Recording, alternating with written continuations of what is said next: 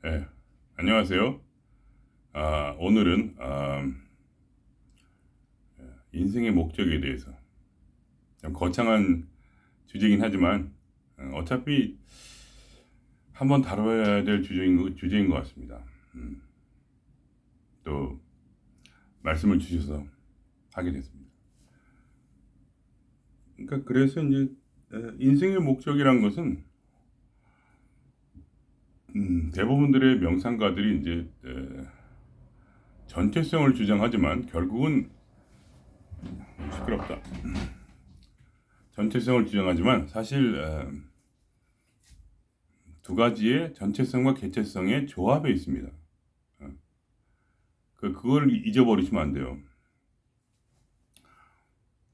특히 특히 인도 사상가들의 영향을 이제 서양의 영성가들이 받아서 그들이 주장하는 그 해탈이보다 뭐라 하나 견성하고 그다음에 정말 행복과 어떤 그런 기쁨을 얻는 그런 초월의 경지에 대한 맹목적 신앙이랄까? 예. 그래서 이제 이 서양 영성 운동가들의 영향을 또 우리가 받아서 전 세계가 그거를 받아먹고 있는데 사실 고대 종교로부터 사실 오랫동안 흘러나온 그런 메시지는 그런 게 아니에요. 무엇이냐? 그것은 바로 신과 인간의 신은 이제 전체성이라 한다면 인간은 개체성이다. 그래서 그 두 가지 조화입니다.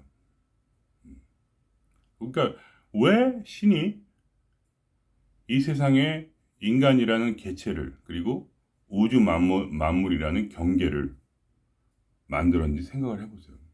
왜 이런 경계들이 있고 개체성이 있는가? 그것은 신의 의도가 숨겨 있습니다. 근데 그거를 마치 완전히 부정하고 그것이 필요 없다는 식으로 말하는 것은 큰 오류입니다. 음, 굉장히 잘못된 거예요. 근데 이제 근데 보통 제 생각엔 그래요. 왜 그들이 인도 영성가들이 잘못된 길을 걸었냐? 그것은 아마도 추측하기에 그들이 아시람을 만들었을 때부터 그들의 영적 성장은 멈췄다. 저는 그렇게 봅니다. 아시람. 그러니까 그들의 영적 전통에 따라서 그런 이제 전체 인도가 그런 식으로 이제 인간이라는 건 딱 죽으면은 이제 브라만교 영향으로 인간이 딱 죽으면 그 이제 영혼이 신으로 돌아가서 하나가 돼버리고 인간은 사라진다. 뭐 이런 것을 추구하는 거죠. 그러니까 물론 이제 윤회가 있어서 계속 오랫동안 하다가 언젠가는 사라져 버리는 그것이 이제 그들의 이제 말하는 구원이라. 그러니까 자기가 사라지는 거죠. 그러니까 개체가 사라져 버리는 거. 그런 영향이 또 있고 또 다른 한 가지 면에서 볼 땐 제가 그 아슈람을 만들어서 세상과 끊어진 속세로부터 끊어진 삶을 살고 이제 그들의 신자들에게서 음식을 얻어먹고 근데 그들이 음식을 줄 때 바치죠. 말하자면 바치는 거죠. 얻어먹는 게 아니고. 근데 유명한 부처님 어떻게 하셨어요? 평생 동안 국어를 하셨죠. 그게 좀 다릅니다. 그러니까 뭔가가 달라. 뭔가가 좀 편해, 너무 편해. 그게 문제였던 거예요. 너무 편한 게. 그러니까 신이 인간을, 세상을 만들었을 때는 약육강식의 세상으로 만들었습니다. 그러니까 먹고 먹히는 것. 그것이 바로 이 우주의 진리입니다. 약육강식. 무슨 일을 하면 또 책임을 져야 돼요. 인과응보. 그러니까 이 세상 살면서 약육강식과 인과응보에 따라서 사람들은 고통을 당합니다. 일반 사람들은. 그래서 결혼해서 마누라나 남편에게 쥐어 터지고 자식 낳으면 자식한테 쥐어 터지고 시부모에게 쥐어 터지고, 즉 강자가 약자를 먹으면서, 잡아먹기도 하고 잡아먹히기도 하면서, 이상현 저번에 말씀드린 것처럼 2.5%, 즉 25명 중에 한 명의 소시오나 사이코패스가 존재해서, 그런 사자와 같은 인간들, 감정이 없어서 남들을 죽여도 아무런 마음의 동요가 없는, 스트레스를 가지지 않은 존재들이, 이제 소시오는 사이코보다 약간 약하대요. 감정이 약간은 있다. 그러니까 유아기 3세 정도의 감정이 있다고 해요. 그러니까 머릿속에 감정을 느끼는 그런 이제 인자가 없다. 아예 존재하지가 않아서 죽이면서도 웃으면서 죽일 수 있는 남을, 그런 사람들이라 인간을 인간이 아니라 착취의 대상으로 보고, 거기서부터 빼앗아 자신의 스스로 일하지 않고 남들에서 빼앗아 먹는 그런 사람들이 2.5%나 이상이 존재한다. 그래서 초식동물인 보통 인간들은 계속 뜯어먹히면서 고통을 당하는 그러한 삶을 살아야 되는데, 저도 이제 요새 일을 하고 있지만 너무 힘들어요.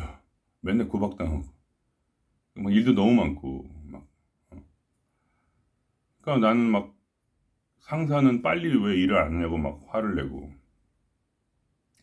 근데 나는 4시간 동안 20집을 돌아야 되는데, 20집이 따닥따닥 붙어 있는 것도 아니고 5km 근방 안에, 5km 이렇게 근방 안에 있는 건데, 그거를 나 차도 없이 자전거 한 대 가지고 20집을 4시간 동안 돌으라니. 그것도 늦게 오면 또 늦게 와서 너 때문에 내가 집에 못 간다고 화를 내고, 저번 주에도 막 소리를 엄청 지르더라고요. 그런 삶을 평범하게 다른 사람들은 살고 있는데, 아시람을 만들어서 거기서 앉아서 도를 가르치죠. 그게 제대로 된 어떤 도가 나올까요? 그러니까 도라는 것은 바로 일반 민중을 구원하기 위해서 있는 것입니다.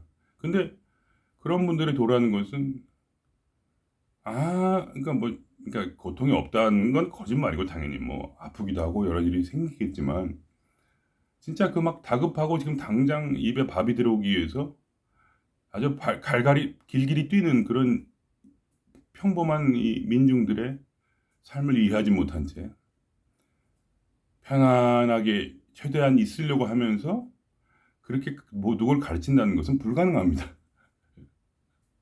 어떻게 가르칩니까? 일반인들은, 저 같은 일반인들은 그렇게 길길이 날뛰면서 살고 있는데, 거기서 구원을 가르친다고요? 편안히 앉아가지고 높은 단상에 앉아서 그게 가능하다고 생각하십니까? 불가능하죠, 당연히. CEO들은 편할까? 아니라고 생각해요. CEO들은 더 힘들 거라고 생각해요. 왜냐면 인과응보라, 내가 행한 일은 내가 전부 책임지는 게 바로 CEO입니다. 얼마나 힘들겠어요, 마음의 스트레스가. 그러니까 뭐 그렇다고 해서 아시람이 있다고 해서 뭐 전체적으로 전부 다 표현하진 않았겠죠. 근데 제 말은 뭐냐, 뭔가 좀 이렇게 피하는 기색이다, 약간 그런 거예요.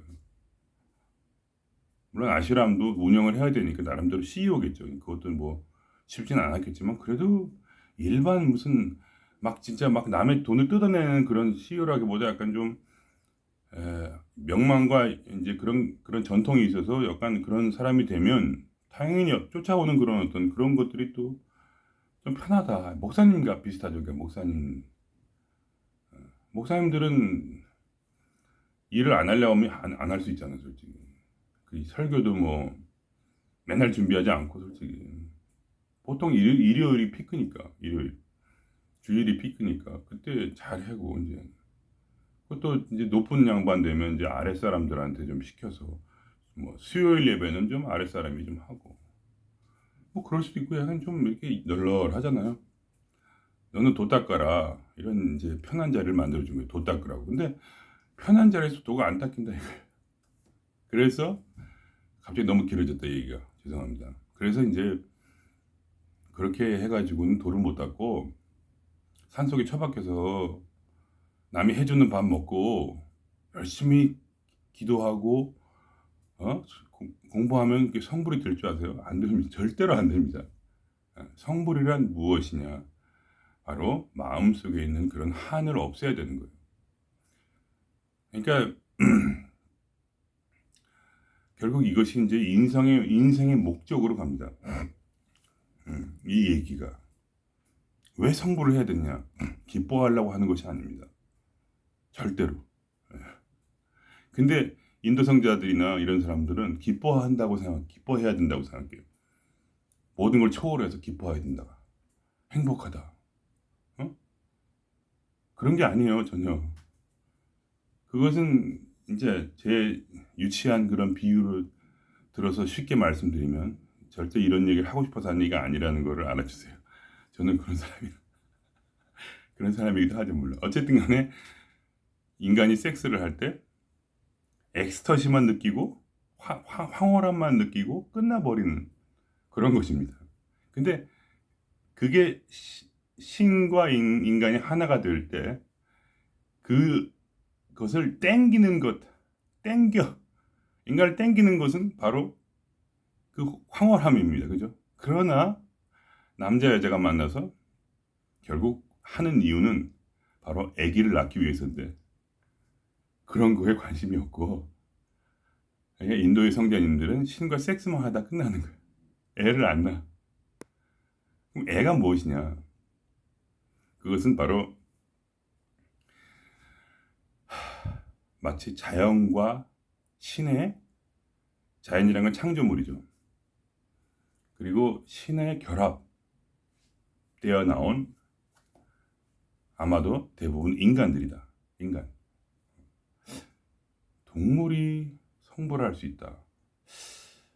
좀 잘 모르겠어요. 그거 안 될 것 같은데. 어쨌든 쉬운 예로 저는 인간만 된다고 생각합니다.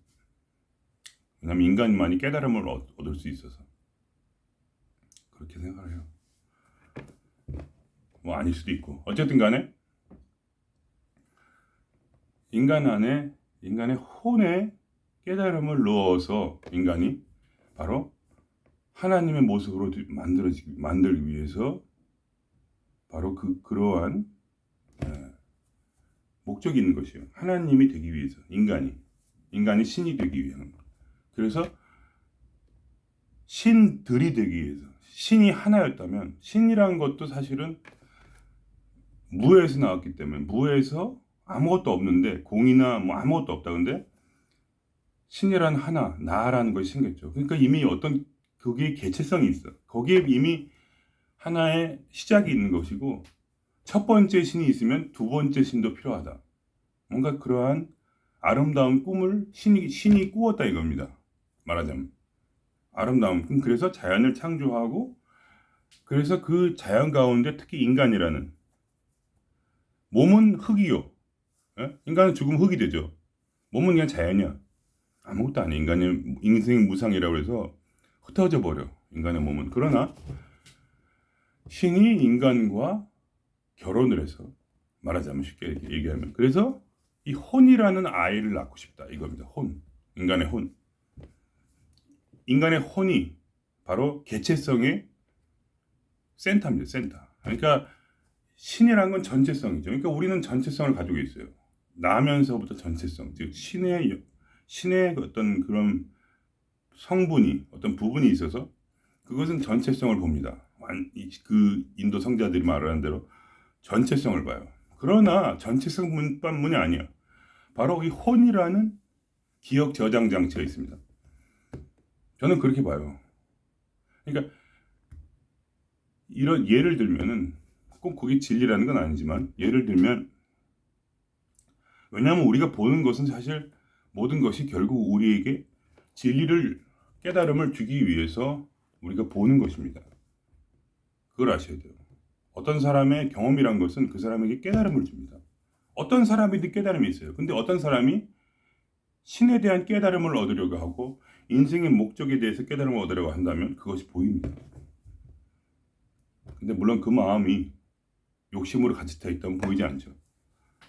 정말 순수하게 그러니까 진심이라는 게 신에게 있어서는 헌신과 진심이 깨달음의 세상에 있어서는 가장 중요합니다. 그러니까 뭐 왜 그러냐?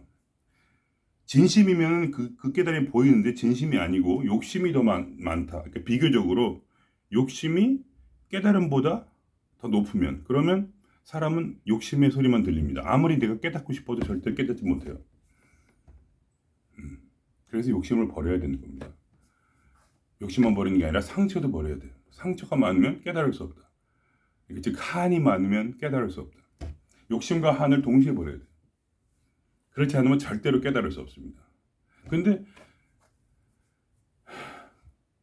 인도 성자들은 어떻게 하느냐? 제가 저번에 말씀드렸죠. 콜라 속에 그 있는 가스가 바로 우리의 한 또는 욕심이다.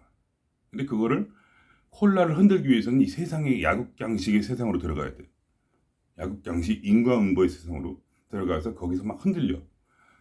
마누라가 나를 조지고 남편이 나를 조지며 자식이 나를 조지고 직장 상사가 나를 조지는 그 사이코패스의 세상으로 들어가서 흔들려야 되는 거예요. 그러면 거기 들어있는 한과 욕심이 흘러나옵니다.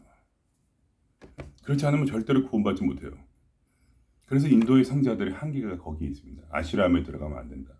자기만의 싸우는 그런 편안한 성에 들어가면은 그 사람은 망하는 겁니다. 물론 그 사람의 이 말을 통해서 구원받는 사람이 있겠죠. 그러나 그 사람 인생은 망하는 겁니다. 그리고 그 사람의 인생이 그렇게 충분한 고통의 총량, 저는 그렇게 생각해요. 고통에도 총량이 있다. 구원받을 만큼 총량을 얻지 못하면 그 사람은 영원히 구원받지 못한다. 왜냐하면 그게 속에 있는 그 욕심과 한이 다 흘러나와야 되는 거예요. 최소한 약간 그래도 내가 신과 진리를 사랑함이 내 마음의 욕심보다 조금 더 클 때, 사람은 자기가 좋아하는 것만 보기 때문에 안 들려요. 무슨 소리라도 안 들려. 신이 아무리 우리 마음에 문 밖에 서서 두드리면서 창룡아 내가 네 안에 들어가기 원한다. 문 좀 열어다오. 그래도 안 들려요. 왜냐면 난 지금 축구 봐야 되고 난 지금 돈 벌어야 되고 시간이 어디 있어? 바빠 죽겠는데 무슨 소리야 지금? 참새가 지적이나 라디오가 틀어져 있나? 이러고 뭐가 시끄럽긴 한데 뭔지 이해를 못합니다. 마치 라디오 2대를 틀어놓는데 100명이 전부 오직 한쪽의 라디오 내용만 기억하는 것처럼 2개를 동시에 틀어도 자기가 좋아하는 라디오만 들으니까 그게 바로 영적 세계입니다. 근데 그 안에 그 아시람에 들어가서 그 콜라를 흔들지 않고 자기 마음을 흔들지 않고 산속에 갇혀서 조용히 있다. 물론 힘들긴 힘들겠지만 이 세상에서 안달복달 사는 그런 그 사자에게 먹히지 않기 위해서 사는 그런 초식동물의 삶을 이해하지는 못합니다. 그렇게 살아서는 안 돼요. 그러니까 부처님이 최소한 밖에 나가서 구걸이라도 하셨잖아요. 천대 받으려고. 마음에 천대 받으려고. 왜 세계 최대 불교 총수가 구걸을 해야 됩니까? 예? 그걸 이해하셔야 돼요. 그래서 결국 뭐냐? 인간은 개체성과 전체성을 동시에 가집니다. 그러니까 기억이라는 것은 혼에 저장되어 있는데 보통 아까 얘기하다 잊어버렸는데 그런 과학자들이 그런 말을 해요. 인간의 기억을 모두 저장하려면 뇌가 100기가 돼도 모자란다. 그래서 기억을 하지 않고 뇌는 단지 기억을 재구성한다. 그러니까 아주 기본적인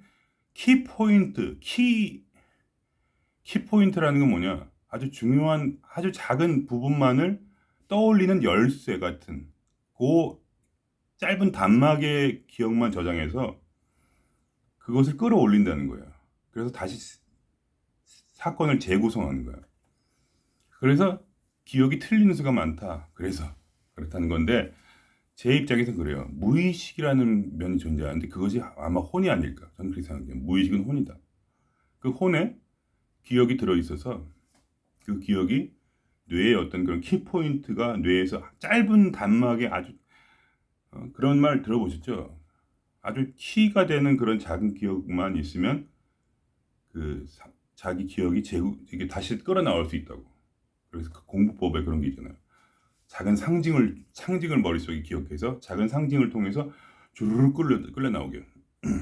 그게 뇌의 작용인데, 아주 유명한 그 하버드 공부하신 그 최고 이제 권위자인 그 뇌과학자님이 하신 말씀이에요. 제 말이 절대 아니에요. 절대로 기억이 안 된대요. 머리가 너무 커야 돼. 훨씬 커야 된대요. 너무 경험이 많아가지고. 그럼 그 테레비 본 거 다 기억해 되잖아. 테레비를 몇 시간을 봤어요, 우리가. 그 테레비 본 게 다 머리 기억된다고? 그게 안 되죠. 한번 보면 그게 머리에 들어왔다는 얘기인데, 한번 처리가 되었다는 얘기인데, 그게 기억된다고? 다 죽어버리죠. 머리가 터져버릴 거예요. 그래서 인간은 기억하지 못한다. 그럼 무엇이 기억하냐? 제가 볼 땐 그 무의식에 들어있는 그 기억이 있다. 프로이드가 말하는. 그래서 그것이 저장되어 있어서 그런 이제 안 좋은 감정들도 거기 다 저장되어 있는 거야. 감정의 기억들이. 그래서 다시 자꾸 올라오잖아요. 무슨 일이 있으면 자꾸 뭐가 파란색 보면 갑자기 옛날에 파란 밥주걱으로 맞았던 그 기억이 떠오르잖아. 파란색만 봐도 엄마한테. 그것을 해결해야 된다. 그것을 다 토해내. 무의식에 있는 모든 깊이 있는 그 혼의 기억들을 토해내서 정화시켜야 된다. 그럴 때야만이 바로 욕심과 상처가 줄어들고 깨달음이 진짜로 작용하게 된다. 우리 안에서. 그러니까 기억과 상처나 한과 이런 것을 깨달음이 대체하는 거야. 우리 안에서. 그래서 그 깨달음이 더 이상 우리를 고통이 아니라 모든 고통에서 우리를 해방시켜주는, 고통스럽지만 다시 해방되는, 계속 이 세상에서 고통을 받고 또 정화되고 또 해방되고, 이런 막 그냥 상황에서 계속 우리는 헤매이면서 점점점 신의 길로 간다. 그러니까 깨달음이란 건 신에서 나온 거죠. 깨달음이 인간을 신으로 만듭니다. 진리가. 그래서 불교 깨달음의 종교요.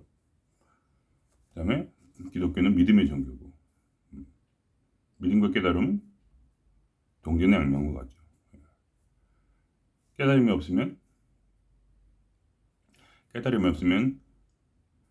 믿을 게 없고, 믿음이 없으면 깨달음이 힘을 잃어서 오늘 깨닫고 내일 잊어버리죠.